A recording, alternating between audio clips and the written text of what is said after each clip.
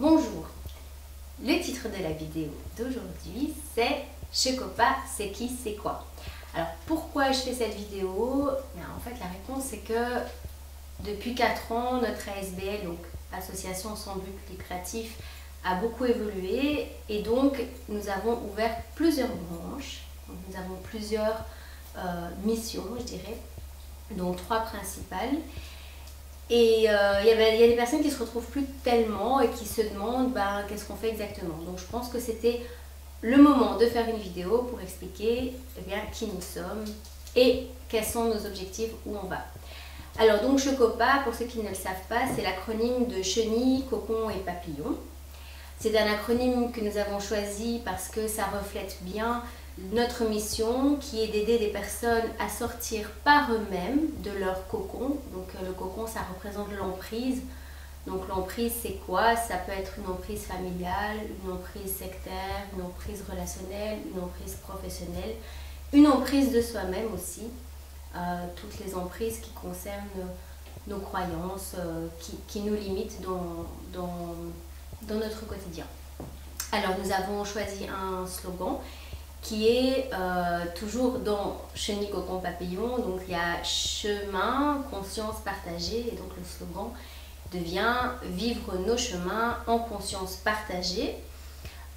Pourquoi nous avons choisi ce slogan? On trouvait que c'était vraiment, ça reflétait vraiment l'esprit de Chocopa, c'est-à-dire que il n'y a pas qu'un chemin, donc il n'y a pas qu'une vérité, il y a autant de chemins que d'humains. Il n'y a pas qu'une conscience, il y a autant de conscience que d'humains. Et donc le fait de pouvoir partager nos consciences nous permet à tout à chacun de pouvoir poursuivre nos chemins sans dogmatisme ou sectarisme.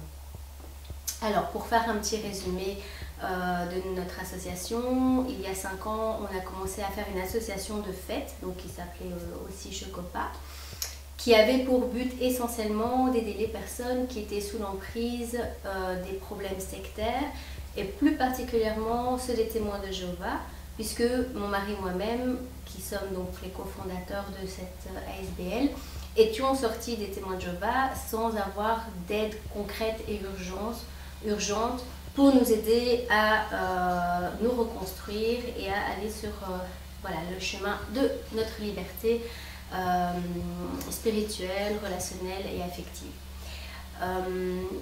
Ensuite, en 2015, nous sommes devenus une association sans but lucratif, donc une forme juridique qui s'appelle en Belgique donc des ASBL.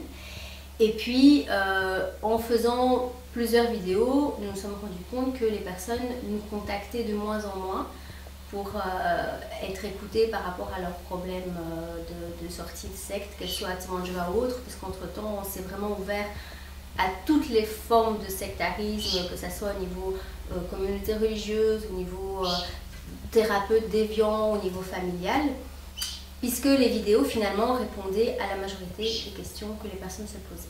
Et donc on fera d'autres petites vidéos moins longues que les précédentes pour donner dans le temps des outils d'assertivité qui sont des outils de solution.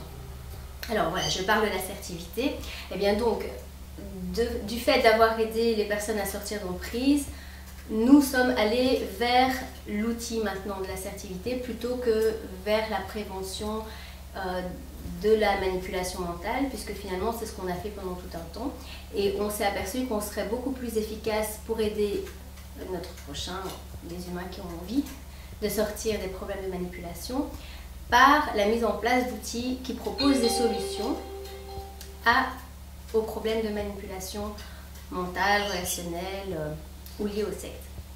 Donc concrètement, ce qui se passe pour l'instant, c'est qu'on suit plusieurs formations et on développe lors de nos ateliers, des newsletters que nous faisons, de ce qu'on met sur notre site, de ce qu'on met dans les vidéos, nous développons des outils d'assertivité qui soient simples et faciles à comprendre, faciles à mettre en œuvre. Je ne veux pas dire facile dans le temps, mais facile à comprendre pour les mettre en œuvre, que ce soit quelque chose qui soit vraiment mis dans une communication assertive, donc dans le sens où toutes les personnes puissent comprendre comment utiliser ces outils dans son quotidien. Alors, l'assertivité, c'est important que j'en parle. La définition que notre ASBL a choisi de donner, qui est simple, c'est l'affirmation de soi dans le respect de l'autre. Et donc, qui dit affirmation de soi, dit je me protège de tout ce qui peut être manipulation. Parce que pour pouvoir manipuler quelqu'un, il faut le déstabiliser, que ça soit le déstabiliser du point de vue émotionnel, instinctif ou mental. Il y a toujours une déstabilisation avant de pouvoir manipuler quelqu'un. Donc cette affirmation de soi, c'est la base de l'assertivité. Et derrière ça, il y a énormément de compétences que chaque être humain peut développer, qu'on soit jeune ou plus âgé. Il n'y a pas d'âge pour pouvoir utiliser les outils d'assertivité. Alors, dans le temps, l'ASBL, comme je l'ai dit tantôt, nous avons un site, donc www.checopa.be, qui est accessible gratuitement à tout le monde, où il y a un onglet outils concrets d'assertivité. Et donc là, vous pouvez déjà avoir une base pour travailler des outils vous-même, que ce soit dans votre famille ou avec les enfants. Vous avez donc réception du newsletter une fois par mois, ça c'est aussi gratuit, vous pouvez vous inscrire sur le site de Checopa. Il y a des ateliers qui se donnent sur Bruxelles à des prix accessibles à tout le monde, et puis vous avez des accompagnements individuels qui peuvent se faire de par le monde entier via les plateformes du web, hein, comme Skype ou Messenger. Voilà. Et donc, dans la suite du temps, Checopa a plusieurs missions et nous développons plusieurs choses qui ont toujours comme point d'intérêt ou point de finalité, je dirais, d'offrir des outils d'assertivité, que ce soit en développant des outils pédagogiques, en développant des plateformes comme c'est le cas sur notre site, sur des groupes Facebook, et en allant aussi vers les acteurs sociaux pour leur proposer ces outils-là. Voilà. J'espère que ça vous permet de comprendre un petit peu qui est Checopa, vers quoi on va, et si vous avez des questions, n'hésitez pas à nous faire un petit commentaire en dessous de la vidéo. À bientôt!